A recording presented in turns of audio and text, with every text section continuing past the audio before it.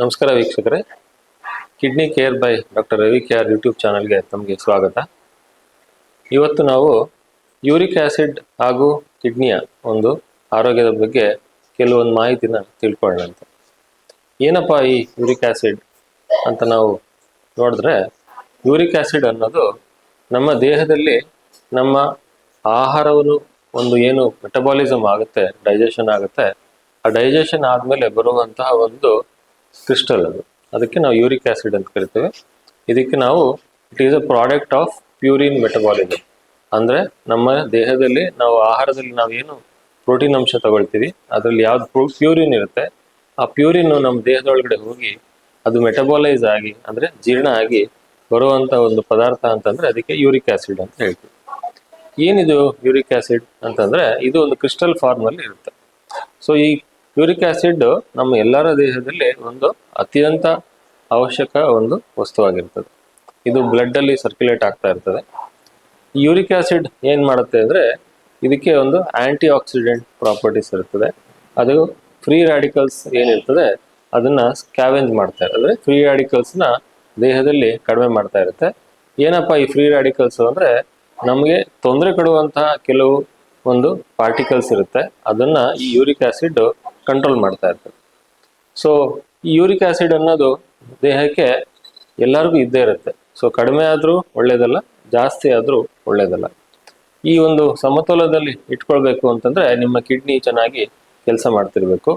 ಈ uric acid ಅಂಶ ದೇಹದಲ್ಲಿ ಏನು ಉತ್ಪಾದನೆ ಆಗುತ್ತೆ ಅದು ಕಿಡ್ನಿಯ ಮುಖಾಂತರ ಹೊರಗೆ ಹೋಗುತ್ತೆ. ಹೆಚ್ಚು ಯೂರಿಕ್ ಆಸಿಡ್ ಇದ್ದಾಗ ಕಿಡ್ನಿ ಮುಖಾಂತರ ಹೊರಗಡೆ ಹೋಗುತ್ತೆ. ಯೂರಿಕ್ ಆಸಿಡ್ ಪ್ರೊಡಕ್ಷನ್ ಕಡಿಮೆ ಆದಾಗ ಕಿಡ್ನಿ ಮುಖಾಂತರ ಅದು ಕನ್ಸರ್ವ್ ಆಗುತ್ತೆ. ಸೊ ಲೇಡೀಸ್ನಲ್ಲಿ ಹಾಗೂ ಜೆಂಟ್ಸಲ್ಲಿ ಯೂರಿಕ್ ಆಸಿಡ್ ಅಂಶ ಈ ಕಿಡ್ನಿ ಕಡೆಯಿಂದ ಒಂದು ಮೇಂಟೆನೆನ್ಸ್ ಆಗ್ತಾ ಬರ್ತಾ ಇರ್ತದೆ. ಸೊ ಯಾವ ಆಹಾರದಲ್ಲಿ ಯೂರಿಕ್ ಆಸಿಡ್ ಅಂಶ ಸಿಗುತ್ತೆ ಅನ್ನೋದ್ರ ಬಗ್ಗೆ ನಾವು ಚರ್ಚೆ ಮಾಡೋಣ. ಸೊ ನಾವು ಊಟ ಮಾಡುವಂಥ ಒಂದು ಪ್ರೋಟೀನ್ ಅಂಶ, ಉದಾಹರಣೆಗೆ ಮಾಂಸಾಹಾರಿಗಳಲ್ಲಿ ಈ ಪ್ರೋಟೀನ್ ಅಥವಾ ಈ ಪ್ಯೂರಿನ್ ಅಂಶ ಜಾಸ್ತಿ ಇರುತ್ತೆ. ಯೂರಿಕ್ ಆಸಿಡ್ ಜಾಸ್ತಿ ಇರುವಂತಹ ಮಾಂಸಾಹಾರಗಳು ಅಂತಂದರೆ ರೆಡ್ ಮೀಟ್, ಮಟನ್ ಇರ್ಬೋದು, ಬೀಫ್ ಇರ್ಬೋದು, ಈ ಥರ ಇರುವ ರೆಡ್ ಮೀಟ್. ಹಾಗೆ ಲಿವರ್ ಅಂದರೆ ಆ ಪ್ರಾಣಿಯ ಒಂದು ದೇಹದಲ್ಲಿರುವಂತಹ ಲಿವರ್ ಅಥವಾ ಸ್ಪ್ಲೀನ್ನ ತಗೊಂಡ್ರೆ ಅದರಲ್ಲಿ ಯೂರಿಕ್ ಆಸಿಡ್ ಅಂಶ ಜಾಸ್ತಿ ಇರುತ್ತೆ. ಶೆಲ್ ಫಿಶಲ್ಲಿ ಯೂರಿಕ್ ಆಸಿಡ್ ಅಂಶ ಅಥವಾ ಸಮುದ್ರದ ಒಂದು ಮೀನು ಶೆಲ್ ಫಿಶ್ ಅಂತ ನಾವೇನು ಹೇಳ್ತೀವಿ ಅದರಲ್ಲಿ ಯೂರಿಕ್ ಆಸಿಡ್ ಅಂಶ ಜಾಸ್ತಿ ಇರುತ್ತೆ. ಮತ್ತು ಆಲ್ಕೋಹಾಲಲ್ಲಿ ಕೂಡ ಯೂರಿಕ್ ಆಸಿಡ್ ಅಂಶ ಜಾಸ್ತಿ ಇರ್ತದೆ. ಸೊ ಅದಲ್ಲದೆ ಯೂರಿಕ್ ಆಸಿಡ್ ಅಂಶ ಜಾಸ್ತಿ ಆಗಲಿಕ್ಕೆ ಕೇವಲ ಅಂಗರಚನೆಗಳಲ್ಲೂ ಪ್ರಾಬ್ಲಮ್ ಇರುತ್ತೆ. ಉದಾಹರಣೆಗೆ ಯಾರಿಗೆ ಸ್ಥೂಲಕಾಯ ಅಂದರೆ ತುಂಬ ಒಬೆಸಿಟಿ ಇರುತ್ತೆ ಅವರಲ್ಲಿ ಕೂಡ ಯೂರಿಕ್ ಆಸಿಡ್ ಅಂಶ ಜಾಸ್ತಿ ಇರುತ್ತೆ. ಆಗಲೇ ನಾನು ಹೇಳಿದ ಹಾಗೆ ಈ ಆಹಾರ ಪದಾರ್ಥಗಳನ್ನು ಸೇವನೆ ಮಾಡೋದ್ರಿಂದ ದೇಹಕ್ಕೆ ಯೂರಿಕ್ ಆಸಿಡ್ ಅಂಶ ತುಂಬ ಹೆಚ್ಚಾಗಿ ಒಂದು ಸರ್ಕ್ಯುಲೇಷನ್ ಆಗುತ್ತೆ. ಅದಲ್ಲದೆ ಕೆಲವೊಂದು ಮೆಡಿಕಲ್ ಕಂಡೀಷನ್ಸು ಅಥವಾ ಕೆಲವು ಮೆಡಿಸಿನ್ಸ್ ತಗೊಂಡವರು ಕೂಡ ಈ ಯೂರಿಕ್ ಆಸಿಡ್ ಅಂಶ ದೇಹದಲ್ಲಿ ಉತ್ಪಾದನೆ ಜಾಸ್ತಿ ಆಗ್ತಾ ಹೋಗುತ್ತೆ. ದೇಹದ ಒಂದು ಯೂರಿಕ್ ಆಸಿಡ್ ಅಂಶ ಒಂದು ಕಾಪಾಡ್ಕೊ. ಸೊ ಯಾರಿಗೆ ಈಗ ಆಗ್ಲೇ ಹೇಳಿರುವಂತ ಆಹಾರಗಳು ಹೆಚ್ಚೆಚ್ಚಾಗಿ ಅವರ ಬಾಡಿನಲ್ಲಿ ಯೂರಿಕ್ ಆಸಿಡ್ ಅಂಶ ಪ್ರೊಡಕ್ಷನ್ ಜಾಸ್ತಿ ಇರುತ್ತೆ. ಅದಲ್ಲದೆ ಯಾರಿಗೆ ಶುಗರ್ ಇರುತ್ತೆ, BP ಇರುತ್ತೆ, ಯಾರಿಗೆ ಶುಗರ್ ಇರೋದಿಲ್ಲ, ಹಾಗೂ ಯಾರಿಗೆ ಕಿಡ್ನಿಯ ಒಂದು ತೊಂದರೆ, ವಿಫಲತೆ ಅಥವಾ ಸಮಸ್ಯೆ ಇರುತ್ತೆ ಅವ್ರಿಗೂ ಕೂಡ ಈ ಯೂರಿಕ್ ಆಸಿಡ್ ಅಂಶ ಜಾಸ್ತಿ ಆಗಲಿಕ್ಕೆ ಕಾರಣ ಆಗುತ್ತೆ. ಇನ್ನು ಕೆಲವರಲ್ಲಿ ಕೆಲವು ಮೆಡಿಸಿನ್ಸ್ ಸಲುವಾಗಿ ಕೂಡ ಯೂರಿಕ್ ಆಸಿಡ್ ಜಾಸ್ತಿ ಆಗುತ್ತೆ. ಯಾರಿಗೆ ಯೂರಿನ್ ಹೆಚ್ಚು ಪಾಸ್ ಆಗುವಂಥ ಮೆಡಿಸಿನ್ ಡಯೂರೆಟಿಕ್ಸ್ ಅಂತ ತಗೊಳ್ತಾರೆ, ಅಥವಾ ಕೆಲವರು ಈ ಒಂದು ಜೆನೆಟಿಕ್ ಪ್ರಾಬ್ಲಮಿಂದ ಕೂಡ ಯೂರಿಕ್ ಆಸಿಡ್ ಅಂಶ ಕೆಲವರಿಗೆ ಜಾಸ್ತಿ ಆಗುತ್ತೆ. ಹೀಗೆ ಯಾರಿಗೆ ಯೂರಿಕ್ ಆಸಿಡ್ ಅಂಶ ಜಾಸ್ತಿ ಇರುತ್ತೆ ಅವರಿಗೆ ಫುಡ್ಡಿಂದ ಬರೋ ಚಾನ್ಸಸ್ ಇರುತ್ತೆ, ಅಥವಾ ಅವರ ದೇಹದಲ್ಲಿರುವಂಥ ಒಂದು ಮೆಟಬಾಲಿಕ್ ಕಾಸಸ್, ಶುಗರು, BP, ಒಬೆಸಿಟಿಯಿಂದ ಬರುವಂಥ ಚಾನ್ಸಸ್ ಇರುತ್ತೆ. ಕೆಲವರಿಗೆ ಮಾತ್ರೆಗಳು ತಗೊಳ್ಳೋದ್ರಿಂದ ಕೂಡ ಈ ಯೂರಿಕ್ ಆಸಿಡ್ ಅಂಶ ಜಾಸ್ತಿ ಆಗೋಕ್ಕೆ ಸಾಧ್ಯ ಆಗುತ್ತೆ.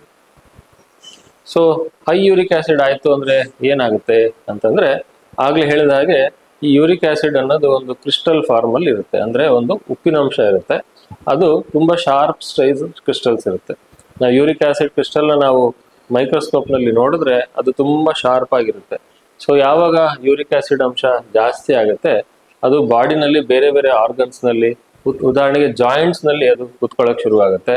ಕ್ಲಾಸಿಕಲ್ ಆಗಿ ಯೂರಿಕ್ ಆಸಿಡ್ ಅಂಶ ಜಾಸ್ತಿ ಆಯಿತು ಅಂದರೆ ನಮ್ಮ ಜಾಯಿಂಟ್ಸ್ ಅಲ್ಲಿ ಮೊಣಕಾಲು ಇರ್ಬೋದು, ಮಂಡಿ ಇರ್ಬೋದು, ಹಾಗೆ ಕ್ಲಾಸಿಕಲ್ ಆಗಿ ಹೇಳ್ಬೇಕು ಅಂದ್ರೆ ನಮ್ಮ ಕಾಲಿನ ಹೆಬ್ಬೆಟ್ಟಿನ ಒಂದು ಒಂದು ಉಂಡೆ ಏನಿರ್ತದೆ ಅದಕ್ಕೆ ನಾವು ಗ್ರೇಟ್ ಟೋ ಅಂತ ಕರಿತೀವಿ. ಆ ಒಂದು ಹೆಬ್ಬೆಟ್ಟಿನ ಕೆಳಭಾಗದಲ್ಲಿ ಯೂರಿಕ್ ಆಸಿಡ್ ಅಂಶ ಜಾಸ್ತಿ ಆಗುತ್ತೆ. ಸೊ ಆ ಕ್ರಿಸ್ಟಲೈನ್ ಡೆಪಾಸಿಷನ್ ಜಾಸ್ತಿ ಆದಾಗ ಒಂದು ಸಿವಿಯರ್ ಪೇಯ್ನ್ ಶುರುವಾಗುತ್ತೆ. ಅದಕ್ಕೆ ನಾವು ಗೌಟಿ ಆರ್ಥ್ರೈಟಿಸ್ ಅಥವಾ ಅಕ್ಯೂಟ್ ಗೌಟ್ ಅಂತ ಕರಿತೀವಿ. ಸೊ ಯಾರಿಗೆ ಯೂರಿಕ್ ಆಸಿಡ್ ಅಂಶ ಜಾಸ್ತಿ ಆಗುತ್ತೆ ಇವರಿಗೆ ಈ ಜಾಯಿಂಟ್ ಅಲ್ಲಿ ಅದು ಒಂದು ಡೆಪಾಸಿಟ್ ಆಗುತ್ತೆ ಕ್ರಿಸ್ಟಲ್ಸ್, ಅವಾಗ ಅದು ತುಂಬಾ ಸಿವಿಯರ್ ಪೇಯ್ನ್ ಶುರುವಾಗುತ್ತೆ. ಹಾಗೆ ಯೂರಿಕ್ ಆಸಿಡ್ ಅಂಶ ಜಾಸ್ತಿ ಆದವರಿಗೆ ಕಿಡ್ನಿ ಸ್ಟೋನ್ಸ್ ಆಗೋ ಒಂದು ಸಾಧ್ಯತೆ ಇರುತ್ತೆ. ಕಿಡ್ನಿ ಸ್ಟೋನ್ಸ್ ಇಂದಾಗಿ ಅವರಿಗೆ ಕಿಡ್ನಿ ವಿಫಲತೆ ಬರ್ಬೋದು. ಅಥವಾ ಯೂರಿಕ್ ಆಸಿಡ್ ಅಂಶ ಜಾಸ್ತಿ ಆಯಿತು ಅಂತಂದ್ರೆ ನಿಯಂತ್ರಣದಲ್ಲಿ ಇಲ್ಲ ಅಂತಂದ್ರೆ ಅದು ಕಿಡ್ನಿ ಫೇಲ್ಯೂರ್ಗೂ ಕೂಡ ಕಾರಣ ಆಗೋ ಚಾನ್ಸಸ್ ಇರುತ್ತೆ. ಸೊ ಹೀಗೆ ಈ ಯೂರಿಕ್ ಆಸಿಡ್ ಅನ್ನೋದು ನಮ್ಗೆ ತುಂಬಾ ಸಿವಿಯರ್ ಜಾಯಿಂಟ್ ಪೇನ್ ಮಾಡ್ಬೋದು, ಕಿಡ್ನಿನಲ್ಲಿ ಸ್ಟೋನ್ಸ್ ಫಾರ್ಮೇಷನ್ ಮಾಡ್ಬೋದು. ಅಲ್ಲದೆ ಯಾರಿಗೆ ಕಿಡ್ನಿ ತೊಂದರೆ ಇರ್ತದೆ ಅವರಿಗೆ ಯೂರಿಕ್ ಆಸಿಡ್ ಅಂಶ ಹೆಚ್ಚಾಯಿತು ಅಂದ್ರೆ ಕಿಡ್ನಿ ತೊಂದರೆ ಜಾಸ್ತಿ ಆಗೋ ಸಾಧ್ಯತೆ ಇರುತ್ತೆ. ಹಾಗಾಗಿ ಯೂರಿಕ್ ಆಸಿಡ್ ಅಂಶನ ನಿಯಂತ್ರಣ ಮಾಡಿ ಇಟ್ಕೊಳ್ಬೇಕಾಗತ್ತೆ. ಸೊ ಯಾರಿಗೆ ಈ ಗೌಟ್ ಪ್ರಾಬ್ಲಮ್ ಅಥವಾ ಯೂರಿಕ್ ಆಸಿಡ್ ಪ್ರಾಬ್ಲಮ್ ಜಾಸ್ತಿ ಇರುತ್ತೆ ಅವ್ರಿಗೆ ಹೇಗೆ ನಾವು ಟ್ರೀಟ್ಮೆಂಟ್ ಕೊಡ್ತೀವಿ ಅಂತಂದ್ರೆ, ಮುಖ್ಯವಾಗಿ ಯಾವ ಆಹಾರದಲ್ಲಿ ಯೂರಿಕ್ ಆಸಿಡ್ ಅಂಶ ಅಥವಾ ಯೂರಿನ್ ಅಂಶ ಜಾಸ್ತಿ ಇರುತ್ತೆ ಆಹಾರನ ಅವರು ರಿಸ್ಟ್ರಿಕ್ಟ್ ಮಾಡಬೇಕಾಗತ್ತೆ. ಆ ಒಂದು ಆಹಾರ ಪದಾರ್ಥನ ಕಡಿಮೆ ತಗೊಳ್ಬೇಕು ಅವರು. ಉದಾಹರಣೆಗೆ ಆಗ್ಲೇ ಹೇಳಿದಾಗೆ ನಾನ್ ವೆಜಿಟೇರಿಯನ್ ಅಲ್ಲಿ ರೆಡ್ ಮೀಟ್, ಮಟನ್ ಇರ್ಬೋದು, ಬೀಫ್ ಇರ್ಬೋದು ಅಥವಾ ಪಿಗ್ ಇರ್ಬೋದು, ಇದನ್ನೆಲ್ಲ ಅವರು ಅವಾಯ್ಡ್ ಮಾಡಬೇಕು. ಹಾಗೆ ದೇಹದ ಒಂದು ಅಂಶ ಭಾಗವಾದಂಥ ಒಂದು ಲಿವರ್ ಇರ್ಬೋದು, ಇದನ್ನೆಲ್ಲ ಅವರು ತಗೊಳ್ಳೋದನ್ನ ಅವಾಯ್ಡ್ ಮಾಡಬೇಕು. ಹಾಗೆ ಈ ಸೀ ಫುಡ್ ಅಂತ ಏನಿರುತ್ತೆ, ಶೆಲ್ ಫಿಶ್ ಅಥವಾ ಈ ಒಂದು ಸಮುದ್ರದ ಒಂದು ಏನು ಆಹಾರ ಪದಾರ್ಥ ಅದನ್ನ ಅವಾಯ್ಡ್ ಮಾಡಬೇಕು. ಅಲ್ಲದೆ ಈ ಒಂದು ಬೆವರೇಜಸ್, ಆಲ್ಕೋಹಾಲಿಕ್ ಬೆವರೇಜಸ್ ಅವಾಯ್ಡ್ ಮಾಡಬೇಕಾಗತ್ತೆ ಯೂರಿಕ್ ಆಸಿಡ್ ತೊಂದರೆ ಇರುವಂಥವ್ರು. ಅಲ್ಲದೆ ಈ ಒಂದು ಸ್ವೀಟ್ ಅಂಡ್ ಫ್ಲೂಯಿಡ್ಸ್ ಅಥವಾ ನಾವೀಗೇನು ಆ ಒಂದು ಬೆವರೇಜಸ್ ಸಿಗುತ್ತೆ, ನಮಗೆ ಕೋಲ್ಡ್ ಡ್ರಿಂಕ್ ಸಿಗುತ್ತೆ, ಅದರಲ್ಲೂ ಕೂಡ ಫ್ರಕ್ಟೋಸ್ ಕಂಟೆಂಟ್ ಜಾಸ್ತಿ ಇರುತ್ತೆ. ಇವ್ರಿಗೂ ಕೂಡ ಕೆಲವರಿಗೆ ಯೂರಿಕ್ ಆಸಿಡ್ ಅಂಶ ಜಾಸ್ತಿ ಆಗೋ ಸಾಧ್ಯತೆ ಇರುತ್ತೆ. ಹಾಗಾಗಿ ಈ ಮೇಲೆ ಹೇಳಿದಂಥ ಪದಾರ್ಥಗಳನ್ನು ಅವರು ಅವಾಯ್ಡ್ ಮಾಡಬೇಕಾಗತ್ತೆ. ಸೊ ಅಲ್ಲದೆ ಅವರು ಕೆಲವೊಂದು ಟ್ಯಾಬ್ಲೆಟ್ಸ್ನ ಕೂಡ ತಗೊಳ್ಳೋ ಅವಶ್ಯಕತೆ ಬರುತ್ತೆ. ಯಾರಿಗೆ ಆಹಾರದಲ್ಲಿ ಕಂಟ್ರೋಲ್ ಆಗೋದಿಲ್ಲ ಯೂರಿಕ್ ಆಸಿಡ್ ಅಂಶ ಅವರಿಗೆ ಆಲೋಪ್ಯೂರಿನಾಲು ಅಥವಾ ಫೆಬುಕ್ಸೋಸ್ಟಾಟ್ ಅಂತೇಳಿ ಕೆಲವು ಟ್ಯಾಬ್ಲೆಟ್ಸ್ ಅವೈಲಬಲ್ ಇರುತ್ತೆ. ಅದನ್ನ ಒಂದು ವೈದ್ಯರ ಸಲಹೆ ಮೇಲೆಗೆ ನೀವು ಅದನ್ನ ತಗೊಳ್ಬೇಕಾಗತ್ತೆ. ಯಾರಿಗೆ ಈ ಕೆಲವು ಡೈರೋಟಿಕ್ಸ್ ತಗೊಳ್ತಾ ಇರ್ತಾರೆ, ಉದಾಹರಣೆಗೆ ಟಾರ್ಸಿಮೈಡು, ಕ್ಲೋರ್ಥ್ಯಾಲಿಡೋನು ಅಥವಾ ಫ್ಯೂರೆಸಮೈಡ್ ಅಂತ ಕೆಲವು ಈ ಒಂದು ಯೂರಿನ್ ಹೆಚ್ಚು ಪಾಸ್ ಆಗಲಿ ಅಂತ ಕೆಲವು ಮೆಡಿಸಿನ್ಸ್ ತಗೊಳ್ತಾ ಇರ್ತಾರೆ, ಅವರಿಗೆ ಈ ಒಂದು ಮೆಡಿಸಿನ್ಸ್ನ ನಾವು ಕಡಿಮೆ ಮಾಡಬೇಕಾಗುತ್ತೆ.